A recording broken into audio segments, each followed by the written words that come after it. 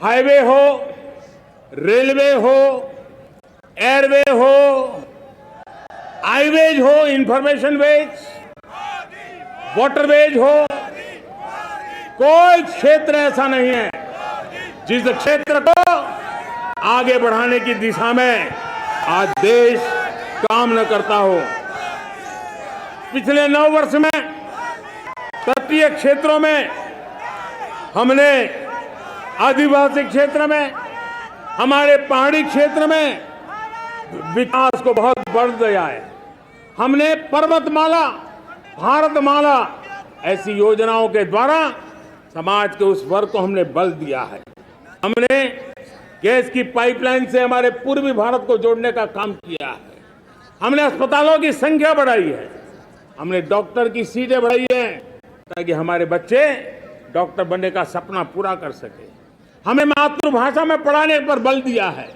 अब मातृभाषा में वो पढ़ाई कर सके उस दिशा में। और मैं भारत के सुप्रीम कोर्ट का भी धन्यवाद करता हूं कि भारत की सुप्रीम कोर्ट ने कहा है कि आप जो जजमेंट देंगे उसका जो ऑपरेटिव पार्ट होगा वो जो अदालत में आया है उसकी भाषा में उसको उपलब्ध होगा। मातृभाषा का महात्म्य आज बढ़ रहा है। मेरे प्यारे भाई परिवारजनों, आज तक हमारे देश के जो बॉर्डर विलेज हैं, हमने वाइब्रेंट बॉर्डर विलेज का एक कार्यक्रम शुरू किया है। और वाइब्रेंट बॉर्डर विलेज, अब तक इसके लिए कहा जाता था देश के आखिरी गांव। हमने उस पूरी सोच को बदला है। वो देश का आखिरी गांव नहीं है। सीमा पर जो नजर आ रहा है वो मेरे देश का पहला गांव है। अगर सूरज उगता है पूरब में तो उस तरफ के गांव में पहली सूरज की किरण आती है। अगर सूरज ढलता है तो इस तरफ के गांव में आखिरी किरण उसका लाभ मिलता है। ये मेरे पहले गांव है और मुझे खुशी है कि आज मेरे इस कार्यक्रम के विशेष मेहमान, ये जो पहले गांव है, सीमावर्ती गांव है, उसके 600 प्रधान आज इस लाल किले की प्राचीर के इस महत्वपूर्ण कार्यक्रम का हिस्सा बनने के लिए आए। पहली बार वो इतनी दूर तक आए हैं, नए संकल्प और सामर्थ्य के साथ जुड़ने के लिए आया है। मेरे प्यारे परिवारजनों, हमने संतुलित विकास के लिए एस्पिरेशनल डिस्ट्रिक्ट, एस्पिरेशनल ब्लॉक की कल्पना की और आज उसके सुखद परिणाम मिल रहे हैं। आज राज्य के जो नॉर्मल पैरामीटर्स हैं, जो एस्पिरेशनल डिस्ट्रिक्ट कभी बहुत पीछे थे, वो आज राज्य में भी अदा करने लग गए हैं। और मुझे विश्वास है कि आने वाले दिनों में ये हमारे आकांक्षी जिले, हमारे आकांक्षी बॉल अवश्य आगे बढ़ेंगे। जैसे मैंने कहा था, भारत का चरित्र की चर्चा कर रहा था तो मैंने पहला कहा था भारत की एकता, दूसरा कहा था भारत श्रेष्ठता की तरफ बल दें, तीसरा कहा था विमेन लेड डेवलपमेंट की मैंने बात कही थी। और मैं आज एक बात और कहना चाहता हूं कि हम जैसे रीजनल एस्पिरेशन, मैंने चौथी बात कही थी, 5वीं महत्व की बात, और भारत ने उस दिशा में ध्यान, और वो है हमारा राष्ट्रीय चरित्र विश्व मंगल के लिए सोचने वाला होना चाहिए। हमें देश को इतना मजबूत बनाना है जो विश्व मंगल के लिए भी अपनी भूमिका अदा करे। और आज कोरोना के बाद मैं देख रहा हूं जिस प्रकार से संकट की घड़ी में देश ने दुनिया की मदद की, उसका परिणाम है कि आज दुनिया में हमारा देश एक विश्व मित्र के रूप में, विश्व का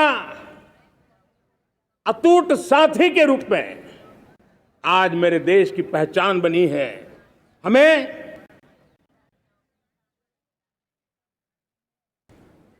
जब विश्व मंगल की बात करते हैं तब भारत का मूलभूत विचार है, उस विचार को हम आगे बढ़ाने लोग हैं। और मुझे खुशी है कि आज अमेरिकी संसद के भी कई चुने हुए गणमान्य प्रतिनिधि भी आज हमारे 15 अगस्त के इस अवसर में हमारे बीच में मौजूद है। भारत की सोच कैसी है, हम विश्व मंगल की बात को कैसे आगे बढ़ाते हैं। अब देखिए, हम जब सोचते हैं तो क्या कहते हैं, हमने दुनिया के सामने ये दर्शन रखा है और दुनिया उस दर्शन को लेकर के हमारे साथ जुड़ रही है। हमने कहा one sun, one world, one grid. Renewable energy के क्षेत्र में एक बहुत बड़ा हमारा स्टेटमेंट है, आज दुनिया उसको स्वीकार कर रही है। कोविड के बाद हमने दुनिया को कहा हमारा अप्रोच होना चाहिए वन अर्थ, वन हेल्थ। समस्याओं का समाधान तभी होगा जब मानव को, पशु को, पौधे को बीमारी के संबंध में समान रूप से एड्रेस किया जाएगा, तब जाकर के हम करेंगे। हमने G20 समिट के लिए दुनिया के सामने कहा है one world, one family, one future. इस सोच को लेकर के चल रहे हैं। हमने क्लाइमेट को लेकर के दुनिया जो संकट से जूझ रही है, हमने रास्ता दिखाया है। लाइफ मिशन लॉन्च किया है, लाइफ स्टाइल फॉर एनवायरमेंट। हमने दुनिया के सामने इंटरनेशनल सोलर अलायंस बनाया और आज दुनिया के कई देश इंटरनेशनल सोलर अलायंस का हिस्सा बन रहे हैं।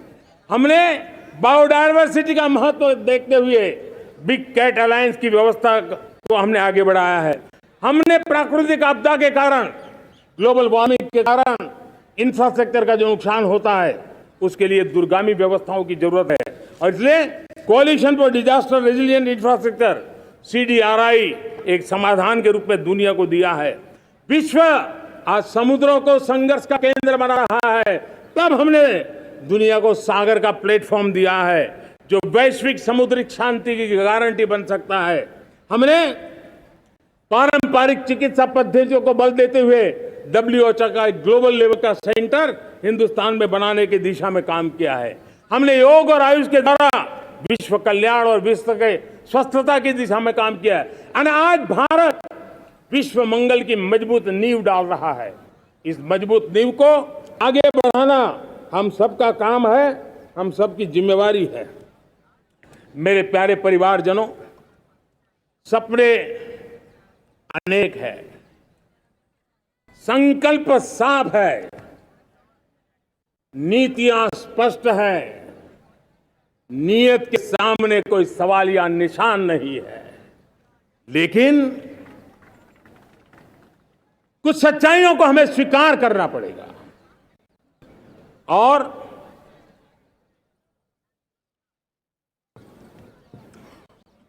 उसके समाधान के लिए मेरे प्रिय परिवारजनों, मैं आज लाल किले से आपकी मदद मांगने आया हूं।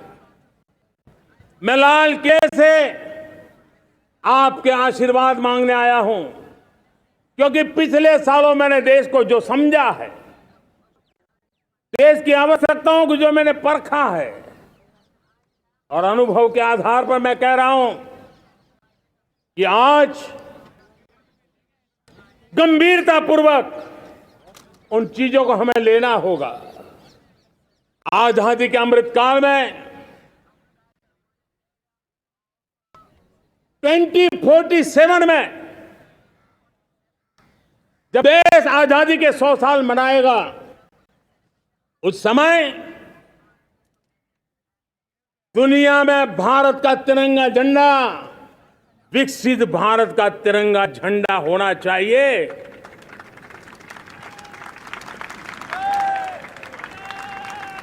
रत्ती भर भी हमें रुकना नहीं है, पीछे नहीं हटना है और इसके लिए सुचिता, पारदर्शिता और निष्पक्षता, ये पहली मजबूती की जरूरत है।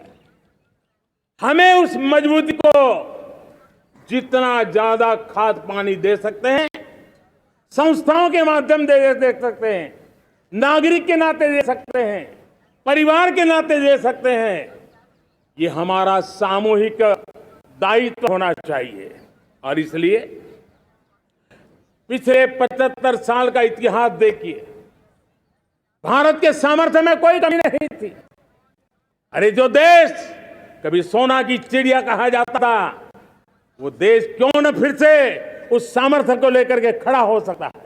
मेरा अटूट विश्वास है साथियों, मेरे प्रिय परिवारजनों, मेरा अखंड अटूट एक निष्ठ विश्वास है कि 2047 में जब देश आजादी के 100 साल मनाएगा, मेरा देश विकसित भारत बन के रहेगा। और ये मैं मेरे देश के सामर्थ्य के आधार पर कह रहा हूं, मेरे उपलब्ध संसाधनों के आधार पर कह रहा हूं, और सबसे ज्यादा 30 से कम आयु वाली मेरी युवा शक्ति के भरोसे कह रहा हूं, मेरी माताओं बहनों के सामर्थ्य के भरोसे कह रहा हूं। लेकिन उसके सामने अगर कोई रुकावट है, कुछ विकृतियां पिछले 75 साल में ऐसे घर कर गई है, हमारी समाज व्यवस्था का ऐसा हिस्सा बन गई है कि कभी कभी तो हम आंख भी बंद कर देते हैं। अब आंख बंद करने का समय नहीं है। अगर सपनों को सिद्ध करना है, संकल्प को पार करना है, तो हमें ये आंख मिचौली बंद करके, आंख में आंख मिला करके 3 बुराइयों से लड़ना बहुत समय की मांग है। हमारे देश की सारी समस्याओं की जड़ में भ्रष्टाचार ने दिमक की तरह देश की सारी व्यवस्थाओं को, देश के सामर्थ्य को पूरी तरह नोच लिया। भ्रष्टाचार से मुक्ति, भ्रष्टाचार के खिलाफ जंग हर इकाई में, हर क्षेत्र में। और मैं देशवासियों, मेरे प्रिय परिवारजनों, ये मोदी के जीवन का कमिटमेंट है। ये मेरे व्यक्तिगत व्यक्तित्व का एक कमिटमेंट है कि मैं भ्रष्टाचार के खिलाफ लड़ाई लड़ता रहूंगा।